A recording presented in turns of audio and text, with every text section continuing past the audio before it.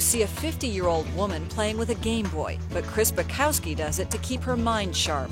4 years ago, she was diagnosed with early onset Alzheimer's. At first, I was having some simple memory kind of problems, but just really kind of, fluff those off as just getting older.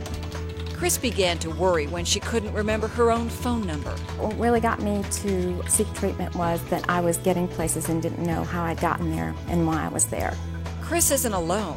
The Alzheimer's Association estimates nearly 500,000 Americans under the age of 65 have early onset Alzheimer's or dementia. For most, it's hereditary. Early onset Alzheimer's almost always is caused by a bad gene, a mutation that can be inherited.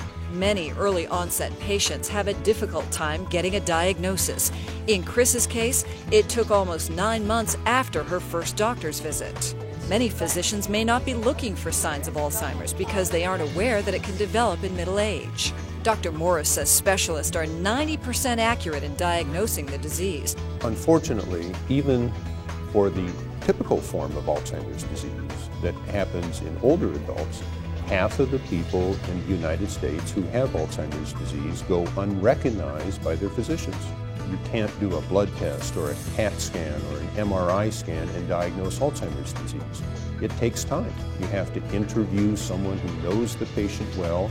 How has their memory changed? Is it interfering with their ability to carry out their usual activities? Following her diagnosis, Chris admits her life changed drastically. Unable to keep up with the demands of the job, she gave up a career in theater management.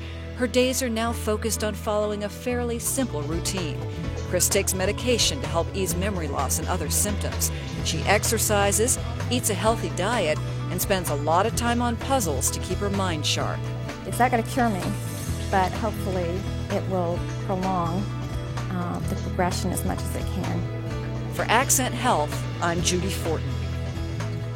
Now, living with early onset Alzheimer's can be frustrating, precisely because it hits people at such a young age. Now, the Alzheimer's Association wants people to know there is lots of support to help you get through it. For more information about Alzheimer's, talk to your doctor or log on to the Alzheimer's Association at alz.org.